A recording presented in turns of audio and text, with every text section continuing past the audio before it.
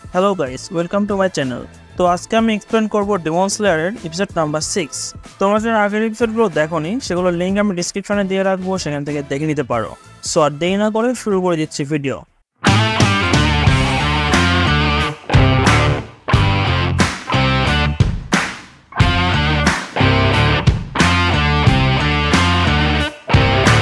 তো আগের এপিসোডে আমরা দেখেছিলাম জেনেৎসু এবং তানজিরো স্টোন হাসিরা গিয়োমির কাছে আসে, যেখানে ইনোসুকে অলরেডি ট্রেনিং করছিল।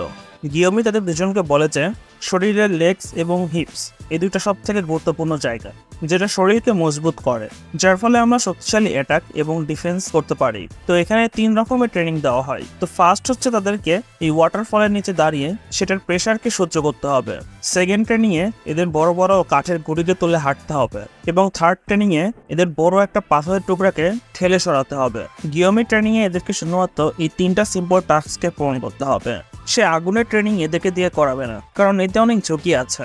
এই 3টা টাস্ক শুনেই জেনেৎসু বেহুশ হয়ে যায়। তো গিয়োমি তানজিরোকে বলে যে তাকে নদীতে ফেলে দাও। তানজিরো সেটাই করে, এবং জেনেৎসুর সাথে সাথে তখন চেল্লানো শুরু করে দেয়। বেসিক্যালি তখন উইন্টারের টাইম ছিল, যার কারণে সেখানকার পানি অনেক বেশি ঠান্ডা ছিল। জেনেৎসুর সাথে সাথে তখন পানি থেকে উপরে উঠে আসে, বাট পানি থেকে বাইরে আসার পরেও তার অনেক ঠান্ডা লাগছিল। জেনেৎসু তখন ভাবে যে এত ঠান্ডাতে সে তো মারাই যাবে। তখন জেনেৎসু দেখে যে তাদের মধ্যে বাকি স্লেয়াররা পাথরকে ধরে শুয়েছিল, যাদের মধ্যে মোরাতাও ছিল, যাকে আমরা সিজন 1-এ দেখেছিলাম। মোরাতা জেনেৎসুকে বলে যে পাথরের উপর শুয়ে যাও, এটা অনেক গরম। এটা শোনার সাথে সাথে জেনেৎসু কারেন্টের স্পিডে গিয়ে পাথরের উপর শুয়ে পড়ে, এবং পাথরের উপর শোয়ার ফলে জেনেৎসুর অনেক ভালো লাগে। তার মনে হয় যে সে তার মায়ের কোলে শুয়ে আছে, এবং সে কান্না করে দেয়। তারপরে তানজিরো ওয়াটারফলের দিকে যাওয়া শুরু করে, এবং তারও পানি অনেক ঠান্ডা লাগছিল। তানজিরো দেখতে পায় যে ইনোসুকে তখনও ঝর্ণার নিচে দাঁড়িয়েছিল। তাকে দেখে তানজিরো একটু মোটিভেটেড হয়ে যায়। তারপরে সে নোটিস করে যে ইনোসুকে মন্ত্র পড়া বন্ধ করে দিয়েছে। তানজিরো তখন মনে হয় যে ইনোসুকে দাঁড়া থাকতে থাকতে মারা গেছে। সে সাথে সাথে তাকে নদী থেকে বাইরে নিয়ে আসে, এবং তাকে হোশে আনার জন্য চেষ্টা করতে থাকে। ইনোসুকে হোশে আসার পরে তানজিরোর নাম মানজিরো বলে ডাকে। তারপরে তানজিরো ঝর্ণার নিচে দাঁড়ানোর জন্য যায়, যেটা আসলে অনেক কষ্টকর ছিল। মোরাতা তানজিরোকে বলে যে সে যেন নেমবুৎসু মন্ত্র জপ করতে থাকে, এটার ফলে তার ফোকাস করতে অনেক ইজি হবে, এবং মানুষও বুঝতে পারবে যে তার হোশ এখনো আছে। তানজিরো সেটাই করা শুরু করে দেয়, এবং বারবার সে মন্ত্র পড়া শুরু করে দেয়। কিছুক্ষণ পর তানজিরো সে গরম পাথরের উপর গিয়ে শুয়ে পড়ে, এবং সে বলতে থাকে যে ঝর্ণার পানি তার গায়ের মধ্যে শুয়ের মতো ঢুকছিল। এত উঁচু থেকে পড়ার ফলে পানিও তার কাছে অনেক ভারী মনে হচ্ছিল। তার মনে হচ্ছিল তার ঘাড়ি ভেঙে যাবে। মোরাতা তখন বলে যে তুমি এবং সেই শুয়োরের মাথাওয়ালা অনেক ইন্টারেস্টিং। ইনোসুকের কথা বলছে, কারণ মোরাতা ঝর্ণার নিচে যাওয়ার জন্য পুরো একটা দিনই লাগিয়ে দিয়েছিল, বাট এখনো সে 30 মিনিটের বেশি দাঁড়িয়ে থাকতে পারে না। এই ট্রেনিংটা সে 10 দিন ধরে করছে, এই কারণে সে এখন কাঠের গড়িগুলোকে ওঠানোর টাস্কগুলো করবে। তারপরে তানজিরো সবার জন্য ফিশ ফ্রাই করে, এবং সেই ফিশগুলোকে খেতে খেতে ইনোসুকে বলে যে এই পাথরের হাঁসটা তো আসলে অনেক ইন্টারেস্টিং। তার সাথে ফার্স্টবার মিট হওয়ার সময় আমি ভয় পেয়ে গিয়েছিলাম। তানজিরো দেখতে পায় যে ইনোসুকে মাছের সাথে সাথে মাছের সেই কাঁটাগুলোও খাচ্ছিল, এবং সে অলরেডি 10টা মাছ খেয়ে ফেলেছিল। ইনোসুকে বলে যে এতে কোনো সন্দেহ নেই যে গিয়োমে ডেমন স্লেয়ার কর্পসের মধ্যে সব থেকে শক্তিশালী। তানজিরো বলে যে তার কাছেও এটাই মনে হয়, কারণ গিয়োমির সেন্ট বাকি হাসিয়ার থেকে একদমই আলাদা, এবং সম্ভবত সে তার ডেমন স্লেয়ার মার্কসকেও ম্যানিফেস্ট করে ফেলেছে। জেনেৎসু তখন বলে যে আমার এটা কখনোই মনে হয় না। সেই বুড়া লোকটা নিজেই কখনো সেই পাথরকে ধাক্কা দিয়ে সরাতে পারবে না, সে শুধুমাত্র আমাদের মতো নিরীহ বাচ্চাদের উপর নির্যাতন করছে। জেনেৎসু তখন দেখতে পায় যে গিয়োমি তার থেকেও বড় পাথরকে ধাক্কা দিয়ে নিয়ে যাচ্ছিল, যেটা দেখে সবাই একদম অবাক হয়ে যায়, এবং গিয়োমি সেই মন্ত্রই পড়ছিল।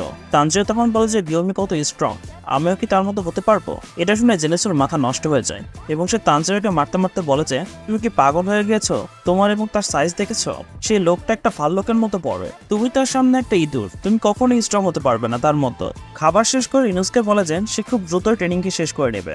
তার এত পজিটিভ দেখে জেনেৎসুর মাথা আরো নষ্ট হয়ে যায়। তারপরে তানজিরো এবং জেনেৎসু দুইজনেই ঝর্ণার নিচে গিয়ে দাঁড়িয়ে যায়, এবং কিছুক্ষণ পরে জেনেৎসু পানির মধ্যে ডুবে যেতে থাকে, এবং তানজিরো দ্রুত গিয়ে তাকে বাঁচিয়ে নেয়। তারপরে তারা দুজন ঝর্ণার নিচে দাঁড়িয়ে প্রথম ট্রেনিংটাকে কমপ্লিট করে নেয়। তারপরে তানজিরো কাঠের গুঁড়িগুলোকে ওঠানোর জন্য যায়, এবং কিছুক্ষণ অনেক কষ্ট করার পরে সেই ট্রেনিংটাকেও ফুলফিল করে ফেলে। ওইদিকে নাকেমের চোখগুলো ডেমন স্লেয়ারদের পিছু করে যাচ্ছিল। নাকেমে বলে যে সে 60% ডেমন স্লেয়ারদের খুঁজে বের করে ফেলেছে, বাট এখনও সে নিজেকের বিষয়ে কিছু জানতে পারেনি। এবং আমরা দেখতে পাই নাকিমের ঠিক সামনেই ডেমন কিং মোজান বসেছিল, যে নাকিমের প্রোগ্রেসে অনেক খুশি ছিল। সে তাকে নতুন কিছু এরিয়াতে খোঁজ করতে বলে, এবং নাকিমে সেটাই করা শুরু করে দেয়। সে অন্য এরিয়ার ডেমন স্লেয়ারদের পিছু করা শুরু করে দেয়। মোজান বলে যে সে খুব দ্রুত নেজুকো এবং কাগায়া উপশিকে খুঁজে বের করে ফেলবে। পরের দিন তানজিরো সেই বোল্ডারকে সেই বড় পাথরটাকে সরানোর চেষ্টা করতে থাকে, বাট সে সেটাকে নড়াতেই পারছিল না এবং তার স্যান্ডেলই ছিঁড়ে গিয়েছিল। তানজিরো তারপর দেখতে পায় যে 3জন স্লেয়ার এখান থেকে চলে যাচ্ছিল। তারা বলে যে এই ট্রেনিংটা তাদের জন্য একটু বেশি হার্ড, এ কারণে তারা এটাকে মাঝখানে ছেড়ে চলে যাচ্ছে। বাট তারা এটা প্রমিস করে যে তারা তানজিরোকে ব্যাকআপ সাপোর্ট অবশ্যই দিবে। এটা শুনে তানজিরো তাদেরকে থ্যাংক ইউ বলে, কারণ তারা যদি তানজিরোকে পিছে থেকে সাপোর্ট দেয় তাহলে তানজিরো তার ফুল ফোকাস ডেমনের উপরে দিতে পারবে। মোজানের মাথাকে কেটে ফেলার জন্য সব ডেমন স্লেয়ার কর্পসকে একসাথেই ফাইট করতে হবে। তারপরে তানজিরো আবার সেই বড় পাথরটাকে ধাক্কানো শুরু করে দেয়। লাঞ্চে তানজিরো সবার জন্য অনিগিরি বানায়, যেটা সব স্লেয়ারদেরই অনেক পছন্দের ছিল। মোরাতা বলে যে এই ট্রেনিংটা করার ফলে সে বুঝতে পেরেছে যে হাসিরাদের কাছে কোনো সাইড কিক কেন নেই, যারা হাসিরাদের পরে তাদের জায়গা নিতে পারবে। হাসিরাদের ট্রেনিংয়ে এত হার্ড হয় যে কেউ তাদের কাছে টিকতে পারে না। যেমন জেনেসুকে দেখে নাও, ট্রেনিং এর ফলে তার অবস্থা একদমই খারাপ হয়ে গেছে। হাসিরাজরা আসলে অনেক ইন্টারেস্টিং হয় এবং তাদের ট্রেনিং একদমই আলাদা লেভেলের হয়। তারপরে তারা সবাই তানজিরোর খাবারের প্রশংসা করা শুরু করে। তানজিরো তাদের বলে যে সে একজন কয়লা পেচকের ছেলে, তার বাবা কয়লা বিক্রি করতো আর কি। ভালো খাবার বানানোর জন্য আগুনকে কন্ট্রোল করতে হয়। তারপর সে সবাইকে গ্রিলড অনিগিরি খাওয়ায়, যেটা খাওয়ার ফলে সবারই তাদের ঘরের কথা মনে পড়ে যায়। তাদের মনে হয় যে তারা তাদের মায়ের হাতের খাবার খাচ্ছে। এসব শুনে তানজিরো তার পরিবারের কথা মনে পড়ে যায়। তো এইভাবে 6 দিন চলে যায়। তারপরে তানজিরো সেই বড় পাথরটাকে সহাতেই পাচ্ছিল না। সে মাটিতে শুয়ে ভাবছিল যে সে কি ভুল করছে। ডিমন্সরা যে কোনো সময় হামলা করতে পারে, সো তার খুব দ্রুত ট্রেনিংসকে ফুলফিল করতে হবে। তখন সেখানে গেনিয়া চলে আসে এবং সে তানজিরোকে বলে যে তোমার মাথার সেই মার্কটা আরো বেশি গাঢ় হয়ে গেছে। তানজিরো তাকে দেখে চমকে যায় এবং তাকে জিজ্ঞাসা করে যে তুমি কেমন আছো। গেনিয়া বলে যে সেও গেমিং এখানে ট্রেনিং করছিল, তাকে সানিমির সাথে কথা বলতে মানা করে দেওয়া হয়েছে। বাট তারপরে গেনিয়া তার সাথে কথা বলার জন্য চলে গিয়েছিল। তারপরে তানজিরো এবং সানিমির ফাইট হয়ে যায়। এটার জন্য গিয়োমি গেনিয়াকে অনেক বকাঝকাও করেছে। তো গেনিয়া তানজিরোকে তার প্রোটেক্ট করার জন্য তাকে থ্যাংক ইউ বলে। তানজিরো তখন তাকে জিজ্ঞাসা করে তার মাথার মার্কটা আসলে কি অনেক গাঢ় হয়ে গেছে, আমাকে তো কেউ কিছু বলেইনি। গেনিয়া বলে যে তুমি যে স্টুপিডদের সাথে থাকো তারা এটাকে কিভাবে নোটিস করবে। তারপরে গেনিয়া বলে যে সে ওই পাথরকে সরানোর ট্রেনিংটাই করছে এবং সে এটাকে একটুখানি সরাতেও পেরেছে। এটা শুনে তানজিরো অনেক অবাক হয়ে যায়। তারপরে গেনিয়া তানজিরোকে জিজ্ঞাসা করে যে সে র্যাপিডিটি টেকনিকটা ইউজ করছে নাকি না। তানজিরো এটার বিষয়ে কিছুই জানতো না।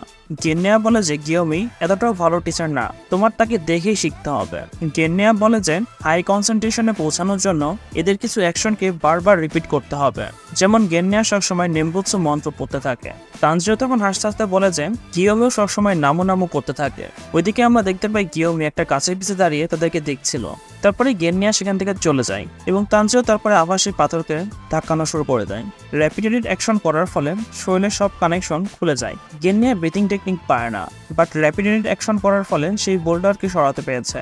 এই টেকনিকটাকে অ্যাক্টিভেট করার জন্য গেনিয়া এবং গিয়োমি তাদের সব থেকে কষ্টকর মোমেন্টটাকে মনে করে, যার ফলে তাদের মধ্যে অনেক রাগ সৃষ্টি হয়, যার ফলে তাদের শরীরের তাপমাত্রা এবং হার্টের হার্টবিট অনেক বেড়ে যায়। তারপরে সন্ধ্যা হয়ে যায় এবং তানজিরো সবার জন্য ডিনার বানানো শুরু করে দেয়। গেনিয়াও তার সাহায্য করার জন্য সেখানে চলে আসে এবং তাকে জিজ্ঞাসা করে যে তানজিরো সব থেকে বেশি ইমোশনাল কখন হয়, এবং তানজিরো কিছু একটা ভেবে অনেক শান্ত হয়ে যায়, যেটার জন্য গেনিয়া তার কাছে ক্ষমা চায়। তার বিশ্বাস ছিল যে তানজিরো এটা করে ফেলবে। পরের দিন সকালে তানজিরো আবার সেই পাথরের কাছে যায়।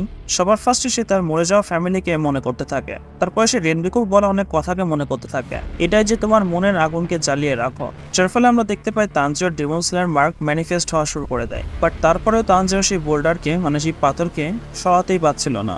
তখন জেনেৎসু এবং ইনোসুকে সেখানে চলে আসে। বেসিক্যালি তানজিরো 1 ঘন্টা আগে ট্রেনিং এর জন্য চলে এসেছিল।